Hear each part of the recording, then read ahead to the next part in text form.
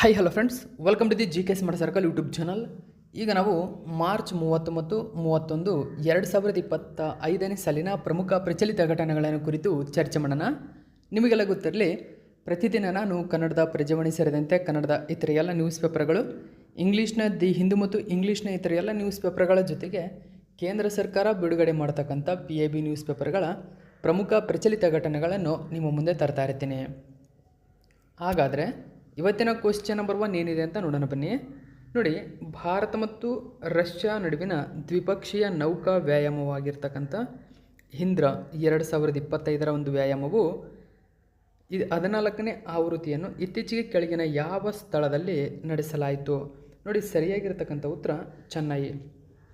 2025ನೇ ಸಾಲಿನ 14ನೇ ಆವೃತ್ತಿಯ ನೋಡಿ ಹಿಂದ್ರ ಎಂಬ ನೌಕಾ ವ್ಯಾಯಾಮ ಭಾರತ ಮತ್ತು ರಷ್ಯಾ ನಡುವೆ ನಡೆಯುತ್ತದೆ. ಸೊ ಈ ವ್ಯಾಯಾಮವನ್ನು ಈ ವರ್ಷ ಭಾರತ ಆತಿಥ್ಯವನ್ನು ವಹಿಸಿದೆ. ಅದು ಚೆನ್ನೈನಲ್ಲಿ ಇತ್ತೀಚೆಗೆ ನಡೆಯುತ್ತೆ ಅಂತಕ್ಕಂಥ ಮಾಹಿತಿಯನ್ನು PIB ನ್ಯೂಸ್ ಪೇಪರಲ್ಲಿ ಕೊಟ್ಟಿದ್ದರು, ಗಮನಿಸಬಹುದು. ಇದು 14th ಎಡಿಷನ್ ಆಗಿದೆ. ಓಕೆ, ಸೊ ಇದೊಂದು ನೋಡಿ ಮ್ಯಾರಿಟೈಮ್ ಮಿಲಿಟರಿಯಲ್ ಎಕ್ಸಸೈಸ್ ಆಗಿದೆ, ಇದು ನೆನಪಿಡ್ಕೋಬೇಕು. ಮತ್ತು ಇದು ಭಾರತ ಮತ್ತು ರಷ್ಯಾ ನಡುವೆ ನಡೀತಕ್ಕಂಥ ಒಂದು ಪ್ರಮುಖ ನೌಕಾ ವ್ಯಾಯಾಮ ಎಂಬುದು ಕೂಡ ನೆನಪಿರಬೇಕು. ಓಕೆ, ಸೊ ಈ ವ್ಯಾಯಾಮ ಎಲ್ಲಿಂದ ಎಲ್ಲಿವರೆಗೂ ನಡೀತದೆ? ನೋಡಿ, ಇದು ಮಾರ್ಚ್ 28ರಿಂದ ಏಪ್ರಿಲ್ 2ರವರೆಗೆ ನಡೆಯಲಿದೆ. ಸೊ 2 ಹಂತಗಳಲ್ಲಿ ನಡೆಯುತ್ತದೆ. ಮೊದಲ ಹಂತ ಮಾರ್ಚ್ 28ರಿಂದ ಏಪ್ರಿಲ್ 2ರವರೆಗೆ ನಡೆಯಲಿದೆ. ಸೊ 14ನೇ ಆವೃತ್ತಿದ್ದು ನೆನಪಿರಬೇಕು. ನೆಕ್ಸ್ಟು 2ನೇ ಕ್ವಶನ್ ನೋಡಿ, 2025ರ ಖೇಲೋ ಇಂಡಿಯಾ ಪ್ಯಾರಾ ಕ್ರೀಡಾಕೂಟದ ಗೀತೆ, ಲೋಗೋ ಮತ್ತು ಮ್ಯಾಸ್ಕಟನ್ನು ಕ್ರೀಡಾ ಸಚಿವ ಡಾಕ್ಟರ್ ಮನ್ಸುಖ್ ಮಾಂಡವಿಯಾ ಅವರ ಸಮ್ಮುಖದಲ್ಲಿ ಅನಾವರಣಗೊಳಿಸಲಾಯಿತು. ಹಾಗಾದರೆ ಖೇಲೋ ಇಂಡಿಯಾ ಪ್ಯಾರಾ ಕ್ರೀಡಾಕೂಟ 2025ರ ಮ್ಯಾಸ್ಕಟ್ಗೆ ಯಾವ ಹೆಸರಿಡಲಾಗಿದೆ? ಸೊ ಮ್ಯಾಸ್ಕಟ್ ಯಾವ ಹೆಸರು ಅಂತ ಕೇಳಿದರೆ ಉಜ್ವಲ. ನೋಡಿ, ಉಜ್ವಲ ಎಂಬುದು ಮ್ಯಾಸ್ಕಟ್ನ ಹೆಸರಾಗಿದೆ. ಮೋಸ್ಟ್ ಇಂಪಾರ್ಟೆಂಟ್ ಆಗುತ್ತೆ ಸ್ನೇಹಿತರೆ, ಅದು ನೆನಪಿರಲಿ. ನೋಡಿ, ಖೇಲೋ ಇಂಡಿಯಾ ಪ್ಯಾರಾ ಗೇಮ್ಸ್ 2025 ಅದರ ಥೀಮ್ ಆಗಿರ್ಬೋದು, ಮ್ಯಾಸ್ಕಟ್ ಆಗಿರ್ಬೋದು, ಲೋಗೋ ಲಾಂಚ್ ಮಾಡಲಾಗಿದೆ. ಸೊ ಅದರ ಮೂಲಕ ಗಮನಿಸಬಹುದು. ಸೊ ಈ ಒಂದು ಮನ್ಸುಖ್ ಮಾಂಡವೀರವರು ಸಮ್ಮುಖದಲ್ಲಿ ಅನಾವರಣಗೊಳಿಸಲಾಗಿದೆ. ಖೇಲೋ ಇಂಡಿಯಾ ಪ್ಯಾರಾ ಗೇಮ್ಸ್ 2025 ನೋಡಿ, ಇದು ಮಾರ್ಚ್ 20ರಿಂದ ಮಾರ್ಚ್ 27ರವರೆಗೆ ನವದೆಹಲಿಯಲ್ಲಿ ನಡೆಯಲಿದೆ. ಇದನ್ನು ಕೂಡ ನೆನ್ಪಿಟ್ಕೋಬೇಕು. ಇನ್ನು ಈವೆಂಟ್ನ ಒಂದು ಗೀತೆ ಏನು ಅಂತ ಕೇಳ್ತಾರೆ. ಸೊ ನೋಡಿ, ಈ ಗೀತೆ ಗಮನಿಸಬಹುದು. ಖಿಲೇಗಾ ಖಿಲೇಗಾ ಮೇರಾ ಇಂಡಿಯಾ, ಜೀತೇಗಾ ಜೀತೇಗಾ ಮೇರಾ ಇಂಡಿಯಾ ಎಂಬುದು ಈ ಒಂದು ಮ್ಯಾಸ್ಕಟ್ ಅಂದರೆ ಒಂದು ಗೀತೆಯಾಗಿದೆ. ಸೊ ಮ್ಯಾಸ್ಕಟ್ಗೆ ಉಜ್ವಲ ಎಂದು ಹೆಸರಿಸಲಾಗಿದೆ. ಇದು ಮನೆ ಗುಬ್ಬಚ್ಚಿಯಿಂದ ಪ್ರೇರೇಪಿತವಾಗಿದೆ. ನೋಡಿ, ಉಜ್ವಲ ಎಂಬುದು ಸೊ ಮನೆ ಗುಬ್ಬಚ್ಚಿಗಳೇನಿದ್ದಾರೆ ಸ್ಪ್ಯಾರೋಗಳು, ಸೊ ಅವುಗಳಿಂದ ಪ್ರೇರೇಪಿತವಾಗಿರತಕ್ಕಂಥದ್ದು ಈ mascot. Para archery, para athletics, para badminton, para power lifting, para shooting ಮತ್ತು ಪ್ಯಾರಾ ಟೇಬಲ್ ಟೆನ್ನಿಸ್ ಎಂಬ 6 ವಿಭಾಗಗಳಲ್ಲಿ 1300 ಕ್ರೀಡಾಪಟುಗಳು ಸ್ಪರ್ಧಿಸಲಿದ್ದಾರೆ. ಓಕೆ, ನೆಕ್ಸ್ಟ್ ನಾವು 3ನೇ ಕ್ವಶನ್ ನೋಡೋಣ. ಪ್ರತಿ ವರ್ಷ ಕೆಳಗಿನ ಯಾವ ದಿನದಂದು ವಿಶ್ವದಾದ್ಯಂತ ವಿಶ್ವ ಡೌನ್ ಸಿಂಡ್ರೋಮ್ ದಿನವನ್ನಾಗಿ ಆಚರಿಸಲಾಗುತ್ತದೆ? ನೋಡಿ, ಡೌನ್ ಸಿಂಡ್ರೋಮ್ ಡೇ. ಸರಿಯಾಗಿರ್ತಕ್ಕಂಥ ಉತ್ತರ ಮಾರ್ಚ್ 21. ಆಪ್ಷನ್ ನಂಬರ್ 1 ಸರಿಯಾಗಿದೆ. ಸೊ ಡೀಟೇಲ್ಸ್ ಏನಿದೆ ನ್ಯೂಸ್ ಪೇಪರಲ್ಲಿ ಏನು ಕೊಟ್ಟಿದ್ದಾರೆ ಅಂತ ನಾವು ನೋಡೋಣ. ನೋಡಿ, ಡೌನ್ ಸಿಂಡ್ರೋಮ್ ಇರುವ ಜನರಿಗೆ ಜಾಗೃತಿ ಮತ್ತು ಬೆಂಬಲವನ್ನು ಹರಡಲು ಪ್ರತಿ ವರ್ಷ ನಾವು ಮಾರ್ಚ್ 21ರಂದು ವರ್ಲ್ಡ್ ಡೌನ್ ಸಿಂಡ್ರೋಮ್ ದಿನವನ್ನಾಗಿ ಆಚರಿಸ್ತೇವೆ. ಹಾಗಾದರೆ ಈ ವರ್ಷದ ಥೀಮ್ ನಮ್ಮ ಬೆಂಬಲ ವ್ಯವಸ್ಥೆಗಳನ್ನು ಸುಧಾರಿಸಿ. ನೋಡಿ, ನಮ್ಮ ಬೆಂಬಲ ವ್ಯವಸ್ಥೆಗಳನ್ನು ಸುಧಾರಿಸಿ ಎಂಬುದು. ನೋಡಿ, ಇಂಪ್ರೂವ್ ಅವರ್ ಸಪೋರ್ಟ್ ಸಿಸ್ಟಮ್ ಎಂಬ ಥೀಮ್ನೊಂದಿಗೆ ವರ್ಲ್ಡ್ ಡೌನ್ ಸಿಂಡ್ರೋಮ್ 2025 ಆಚರಿಸಲಾಗುತ್ತದೆ. ಇದು ಡೌನ್ ಸಿಂಡ್ರೋಮ್ ಹೊಂದಿರುವ ವ್ಯಕ್ತಿಗಳು ಮತ್ತು ಅವರ ಕುಟುಂಬಗಳಿಗೆ ಬೆಂಬಲವನ್ನು ಒದಗಿಸುವುದರ ಮೇಲೆ ಕೇಂದ್ರೀಕರಿಸುತ್ತದೆ. ಹಾಗಾದರೆ ಈ ಡೌನ್ ಸಿಂಡ್ರೋಮ್ನ ಲಕ್ಷಣಗಳನ್ನು ತಿಳ್ಕೊಳ್ಳಿ. ಡೌನ್ ಸಿಂಡ್ರೋಮ್ ಇರುವ ವ್ಯಕ್ತಿಗಳಲ್ಲಿ ದೈಹಿಕ, ಅರಿವಿನ ಜ್ಞಾನ, ಬೆಳವಣಿಗೆಯ ಗುಣಲಕ್ಷಣಗಳಲ್ಲಿ ಒಂದು ತೋರಿಕೆಯಲ್ಲಿ ಕಡಿಮೆ ಬೆಳವಣಿಗೆ ಕಂಡುಬರುತ್ತದೆ. ಸೊ ಕೆಲವು ಇದಕ್ಕೆ ಸಂಬಂಧಪಟ್ಟಂಥ ಸಾಮಾನ್ಯ ಲಕ್ಷಣಗಳನ್ನು ನಾವು ನೋಡೋದಾದರೆ, ನೋಡಿ, ಡೌನ್ ಸಿಂಡ್ರೋಮ್ ಇರುವ ವ್ಯಕ್ತಿಯಲ್ಲಿ ಮೇಲ್ಮುಖವಾಗಿ ಓರೆಯಾಗಿರುವ ಬಾದಾಮಿ ಆಕಾರದ ಕಣ್ಣುಗಳಿರುತ್ತವೆ. ಸಣ್ಣ ಮೂಗು ಮತ್ತು ಕಿವಿಗಳು ಇರ್ತವೆ, ಸಣ್ಣ ಕುತ್ತಿಗೆ, ಸಣ್ಣ ಕೈಗಳಾಗಿರುತ್ತೆ, ಚಪ್ಪಟೆಯಾದ ಮುಖದ ಪ್ರೊಫೈಲ್ ಇರುತ್ತೆ. ಓಕೆ, ಸೊ ಹಾಗಾದರೆ ಇವರಲ್ಲಿ ಅರಿವಿನ ಮತ್ತು ಬೆಳವಣಿಗೆಯ ಲಕ್ಷಣಗಳು ಏನಿರ್ತವೆ ನೋಡಿ. ಇದು ವಿಳಂಬ ಮಾತು ಮತ್ತು ಮೋಟಾರ್ ಕೌಶಲ್ಯಗಳು, ಕಲಿಕೆಯಲ್ಲಿ ತೊಂದರೆ ಇರುತ್ತೆ, ಕಡಿಮೆ ಗಮನ ವ್ಯಾಪ್ತಿ ಇರುತ್ತೆ, ಅಂದರೆ ಕೇಳಿಸ್ಕೊಳ್ತಕ್ಕಂಥದ್ದು. ಇನ್ನು ಸೌಮ್ಯದಿಂದ ಮಧ್ಯಮ ಬೌದ್ಧಿಕ ಅಸಾಮರ್ಥ್ಯ ಇವರಲ್ಲಿ ಕಂಡುಬರುತ್ತದೆ. ಇದು ಡೌನ್ ಸಿಂಡ್ರೋಮ್ ಇರುವ ವ್ಯಕ್ತಿಗಳಲ್ಲಿ ಕೆಲವು ನ್ಯೂನ್ಯತೆಗಳು. ಓಕೆ, ನೆಕ್ಸ್ಟು 4ನೇ ಕ್ವಶನ್ ನೋಡಿ. ಇತ್ತೀಚೆಗೆ ಭಾರತ ಸರ್ಕಾರವು ಭೂಕಂಪದಿಂದ ನಲುಗಿದ ಮ್ಯಾನ್ಮಾರ್ ದೇಶಕ್ಕೆ ಕೆಳಗಿನ ಯಾವ ಹೆಸರಿನ ಕಾರ್ಯಾಚರಣೆಗಳ ಮೂಲಕ ಭಾರತ ಸಹಾಯ ಹಸ್ತ ಚಾಚಿದೆ? ಸರಿಯಾದಂಥ ಉತ್ತರ ಆಪರೇಷನ್ ಬ್ರಹ್ಮ. ನೋಡಿ, ಆಪರೇಷನ್ ಬ್ರಹ್ಮ ಇದು ಭಾರತ ಸರ್ಕಾರ ಇತ್ತೀಚೆಗೆ ಮ್ಯಾನ್ಮಾರ್ನಲ್ಲಿ ಭೂಕಂಪ ಸಂಭವಿಸಿದೆ, ಅಲ್ಲಿ ಹಾನಿಗೀಡಾಗಿರ್ತಕ್ಕಂಥ ವ್ಯಕ್ತಿಗಳಿಗೆ ಒಂದು ಆಪರೇಷನ್ ಬ್ರಹ್ಮ ಎಂಬ ಕಾರ್ಯಾಚರಣೆಗಳ ಮೂಲಕ ಸಹಾಯಹಸ್ತವನ್ನು ಚಾಚಿರ್ತಕ್ಕಂಥದ್ದು. ಸೊ ಮೋಸ್ಟ್ ಇಂಪಾರ್ಟೆಂಟ್ ಆಗುತ್ತೆ, ಅದು ಗಮನಿಸಬಹುದು. ಆಪರೇಷನ್ ಬ್ರಹ್ಮ, ಸೊ ಇದೊಂದು ಮ್ಯಾನ್ಮಾರ್ ಅರ್ಥಕ್ವಿಕ್ ಆಗಿದೆ ಇತ್ತೀಚೆಗೆ. ಸೊ ಇದಕ್ಕೆ ಭಾರತ ಇಂಡಿಯನ್ ಆರ್ಮಿ ಕೈಗೊಂಡಿರ್ತಕ್ಕಂಥ ಒಂದು ಪ್ರಮುಖ ಆಪರೇಷನ್ ಆಗಿದೆ. ಸೊ ಮೆಡಿಕಲ್ ಒಂದು ವ್ಯವಸ್ಥೆಗಳನ್ನಾಗಿರ್ಬೋದು, ಅವ್ರಿಗೆ ಬೆಡ್ಶೀಟ್ ಆಗಿರ್ಬೋದು, ಹಣ್ಣುಗಳು, ಸೊ ಊಟದ ವ್ಯವಸ್ಥೆಯನ್ನು ಇದರ ಮೂಲಕ ಸಾಗಿಸಿರ್ತಕ್ಕಂಥದ್ದು. ನೋಡಿ, ಭೂಕಂಪದಿಂದ ನಲುಗಿದ ನೆರೆಯ ಮ್ಯಾನ್ಮಾರ್ ದೇಶಕ್ಕೆ ಆಪರೇಷನ್ ಬ್ರಹ್ಮ ಹೆಸರಿನ ಕಾರ್ಯಾಚರಣೆಯ ಮೂಲಕ ಭಾರತ ಸಹಾಯಹಸ್ತ ಚಾಚಿದೆ. ಓಕೆ, ಸೊ ಈ ಮೂಲಕ ಗಮನಿಸಬಹುದು, ಭೂಕಂಪ ಪೀಡಿತ ರಾಷ್ಟ್ರಕ್ಕೆ ಮೊದಲ ಬಾರಿಗೆ ಭಾರತ ನೆರವು ನೀಡಿದೆ. ಸೊ ಅಂದರೆ ಮೊದಲ ದೇಶವಾಗಿದೆ. ಭಾರತದಿಂದ ಮೊದಲ ಹಂತದ ಮಾನವೀಯ ನೆರವು ಮ್ಯಾನ್ಮಾರ್ಗೆ ಯಾಂಗೂನ್ ವಿಮಾನ ನಿಲ್ದಾಣವನ್ನು ತಲುಪಿದೆ ಎಂದು ವಿದೇಶಾಂಗ ಸಚಿವ ಎಸ್ ಜಯಶಂಕರ್ ತಮ್ಮ ಎಕ್ಸ್ ಖಾತೆಯಲ್ಲಿ ತಿಳಿಸಿದ್ದಾರೆ. ಇನ್ನು ಭೂಕಂಪ ಪೀಡಿತ ಮ್ಯಾನ್ಮಾರ್ಗೆ ನೆರವಿನ ಹಸ್ತ ಚಾಚಿದ ಮೊದಲ ದೇಶ ಭಾರತ. ಸೊ ಇದು ಕೂಡ ನೆನಪಿರಲಿ. ನೆಕ್ಸ್ಟ್ 5ನೇ ಕ್ವಶನ್ ನೋಡಿ. ವಿಶ್ವಸಂಸ್ಥೆಯು ಇತ್ತೀಚೆಗೆ ಕೆಳಗಿನ ಯಾವ ವರ್ಷವನ್ನು ಅಂತಾರಾಷ್ಟ್ರೀಯ ಹಿಮನದಿಗಳ ಸಂರಕ್ಷಣಾ ವರ್ಷವೆಂದು ಘೋಷಣೆ ಮಾಡಿದೆ?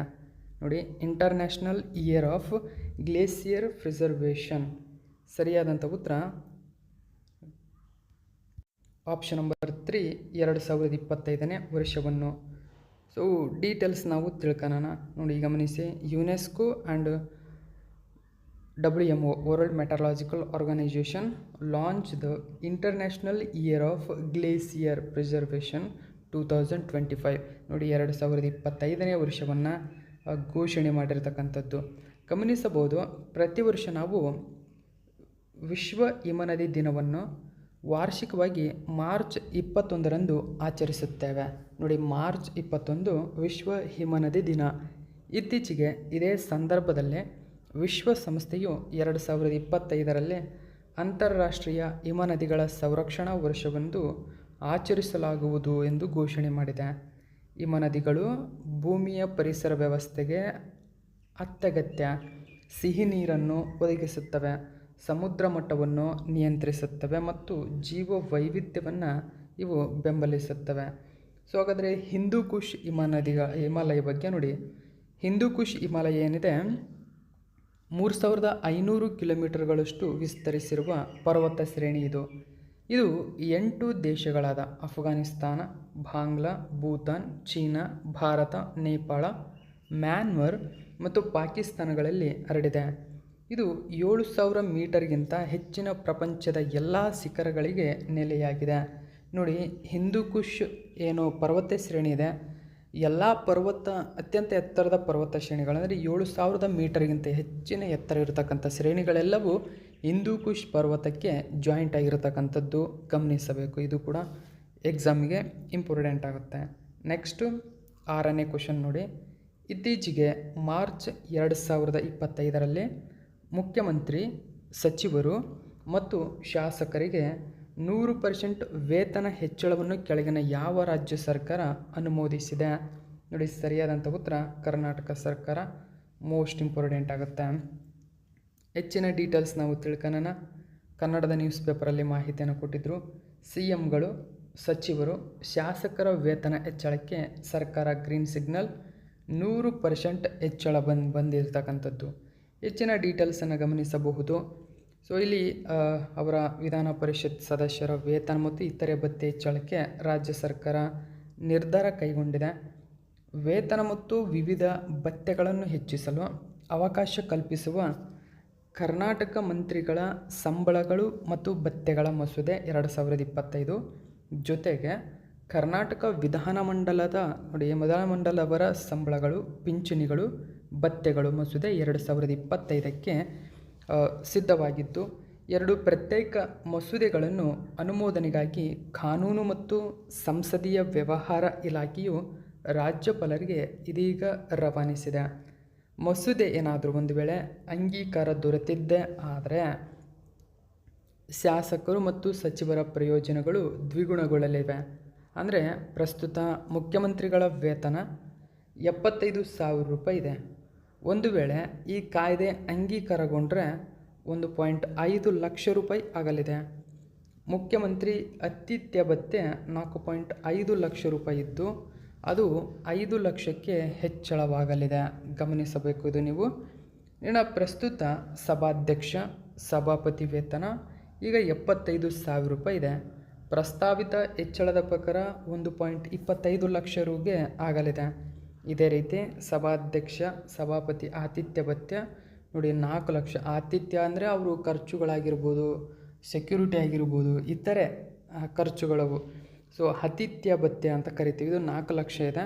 ಇದು ಕೂಡ 5 ಲಕ್ಷ ಆಗುವ ಇದೆ. ಇನ್ನು ಅವರಿಗೆ ಸ್ಯಾಲ್ರಿ ಇಂಪಾರ್ಟೆಂಟ್ ಆಗುತ್ತೆ ನೋಡಿ, ಪ್ರಸ್ತುತ ಎಷ್ಟು ಸ್ಯಾಲ್ರಿ ಇದೆ ಅವರಿಗೆ ಅಂತ. ಓಕೆ, ಇದು ಎಕ್ಸಾಮಿಗೆ ಇಂಪಾರ್ಟೆಂಟ್. ಪ್ರಸ್ತುತ ಉಪಸಭಾಧ್ಯಕ್ಷ, ಉಪಸಭಾಪತಿಗಳ ವೇತನ 60,000 ರೂಪಾಯಿ. ಸ್ಟಾರ್ಟಿಂಗ್ 60,000 ರೂಪಾಯಿ ಇರುತ್ತೆ. ಓಕೆ,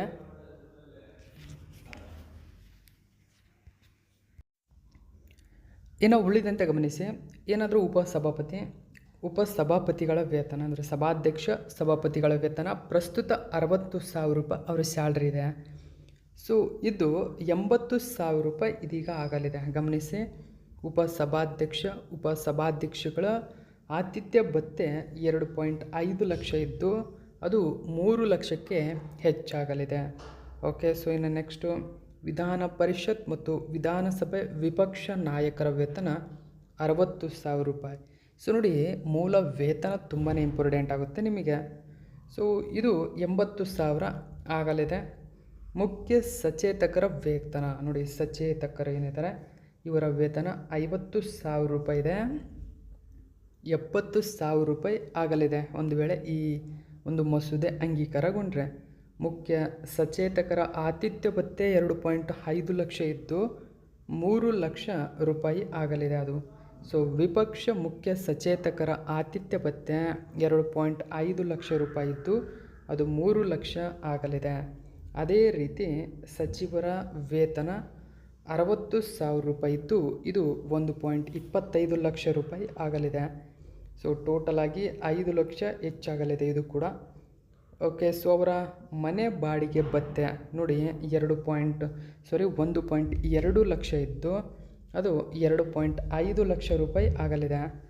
ರಾಜ್ಯ ಸಚಿವರ ವೇತನ 50,000 ರೂಪಾಯಿ ಇದ್ದು ನೋಡಿ, ರಾಜ್ಯ ಸಚಿವರ ವೇತನ 50,000 ರೂಪಾಯಿ ಇದ್ದು ಅದು 75,000 ರೂಪಾಯಿ ಆಗಲಿದೆ. ರಾಜ್ಯ ಸಚಿವರ ಮನೆ ಬಾಡಿಗೆ ಭತ್ಯೆ 1.2 ಲಕ್ಷ ರು ಇದ್ದು ಅದು 2 ಲಕ್ಷ ರೂಪಾಯಿ ಆಗಲಿದೆ ಎಂದು ಮೂಲಗಳು ತಿಳಿಸಿರತಕ್ಕಂಥದ್ದು. ಸೊ ಇವೆಲ್ಲವೂ ಕೂಡ ನೆನಪಿರಲಿ. ನೆಕ್ಸ್ಟ್ 7ನೇ ಕ್ವಶನ್ ನೋಡಿ. ಇತ್ತೀಚೆಗೆ IOC ಅಂದರೆ ಅಂತಾರಾಷ್ಟ್ರೀಯ ಒಲಿಂಪಿಕ್ ಸಮಿತಿ, ಇಂಟರ್ನ್ಯಾಷನಲ್ ಒಲಿಂಪಿಕ್ ಕಮಿಟಿಯ ಮೊದಲ ಮಹಿಳಾ ಅಧ್ಯಕ್ಷರಾಗಿ ಕೆಳಗಿನ ಯಾರು ಆಯ್ಕೆಯಾಗಿದ್ದಾರೆ? ನೋಡಿ, ಮೊಟ್ಟ ಮೊದಲ ಮಹಿಳಾ ಅಧ್ಯಕ್ಷರಾಗಿ ಗಮನಿಸಬಹುದು ಕ್ರಿಸ್ಟಿ ಕುವರ್ಟೆ ಅಂತ ಕರಿತೀವಿ. ಆಪ್ಷನ್ ನಂಬರ್ 3 ಸರಿಯಾಗಿದೆ.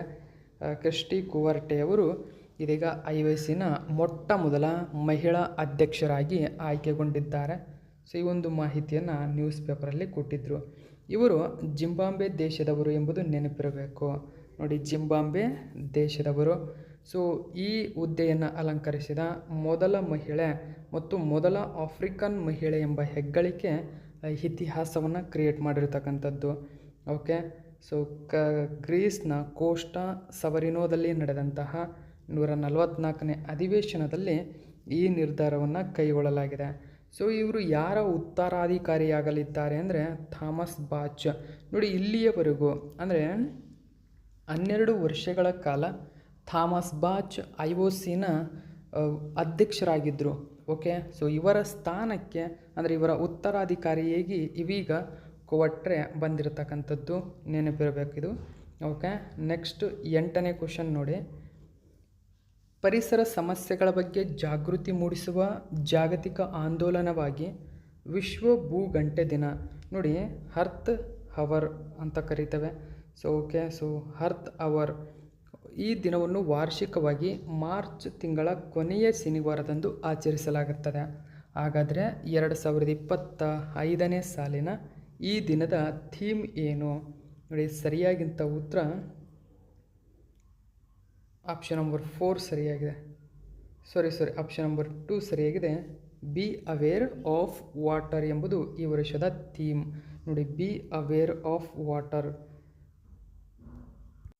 ನೋಡಿ ಈ ಒಂದು ಮಾಹಿತಿಯನ್ನು ಇಂಡಿಯಾ ಟುಡೇ ನ್ಯೂಸ್ ಪೇಪರಲ್ಲಿ ಕೊಟ್ಟಿದ್ದಾರೆ. ಸೊ ಅರ್ತ್ ಅವರ್ 2025 ನೋಡಿ, ಅರ್ತ್ ಅವರ್ ಸುಮಾರು ಸರಿ ಎಕ್ಸಾಮಲ್ಲಿ ಇದಕ್ಕೆ ರಿಲೇಟೆಡ್ ಆಗಿ ಕ್ವಶನ್ಗಳನ್ನು ಕೇಳಿದ್ದಾರೆ. ಸೊ ಅರ್ತ್ ಅವರ್ ಬಗ್ಗೆ ನಾವು ನೋಡೋಣ. ನೋಡಿ ಈ ವರ್ಷ ನಾವು ಅರ್ತ್ ಅವರ್ ಮಾರ್ಚ್ 22ರಂದು ಆಚರಿಸ್ತಾ ಇದ್ದೇವೆ. ಓಕೆ, ಪರಿಸರ ಸಮಸ್ಯೆಗಳ ಬಗ್ಗೆ ಜಾಗೃತಿ ಮೂಡಿಸುವ ಜಾಗತಿಕ ಆಂದೋಲನವಾಗಿ ವಿಶ್ವ ವನ್ಯಜೀವಿ ನಿಧಿ ನೋಡಿ ವರ್ಲ್ಡ್ ವೈಡ್ ಫಂಡ್ ಈ ಪ್ರಾರಂಭಿಸಿದಂತಹ ವಿಶ್ವ ಭೂಗಂಟೆ ದಿನವನ್ನು ವಾರ್ಷಿಕವಾಗಿ ಮಾರ್ಚ್ ತಿಂಗಳ ಕೊನೆಯ ಶನಿವಾರದಂದು ಆಚರಿಸುತ್ತೇವೆ.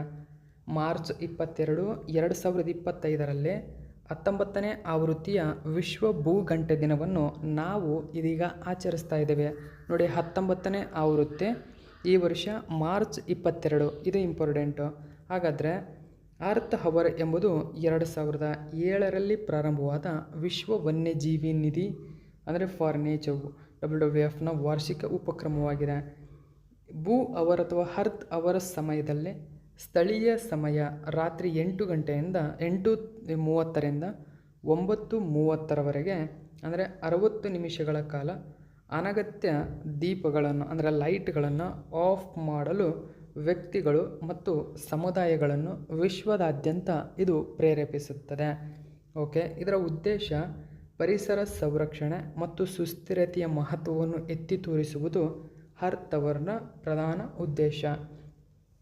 ಭಾಗವಹಿಸುವವರು ನೋಡಿ ಸಾಂಕೇತಿಕವಾಗಿ ಈ ಒಂದು ಲೈಟ್ಗಳನ್ನು ಆಫ್ ಮಾಡುವ ಮೂಲಕ ಇಂಧನ ಬಳಕೆಯನ್ನು ಕಡಿಮೆ ಮಾಡಲು ಮತ್ತು ಹವಾಮಾನ ಬದಲಾವಣೆಯನ್ನು ಎದುರಿಸಲು ತಮ್ಮ ಬದ್ಧತೆಯನ್ನು ಪ್ರದರ್ಶಿಸುತ್ತದೆ.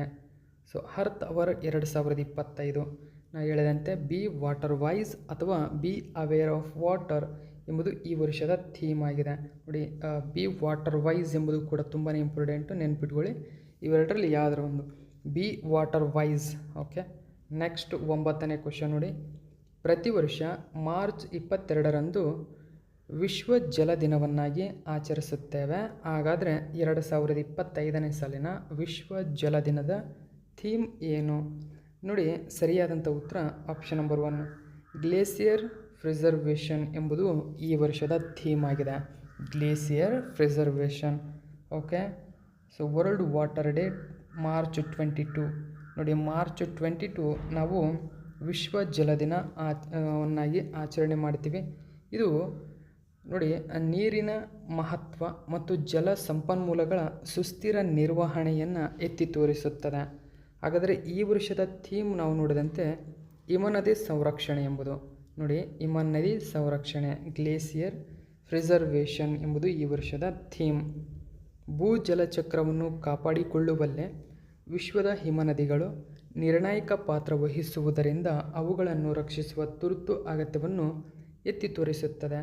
ಇದರ ಮಹತ್ವ ನೋಡಿ, ನೀರು ಜೀವನಕ್ಕೆ ಮೂಲಭೂತವಾಗಿದ್ದು ಮಾನವನ ಆರೋಗ್ಯ, ಕೃಷಿ, ಕೈಗಾರಿಕೆಗಳು, ಪರಿಸರ ವ್ಯವಸ್ಥೆಗಳನ್ನು ಉಳಿಸಿಕೊಳ್ಳುತ್ತದೆ.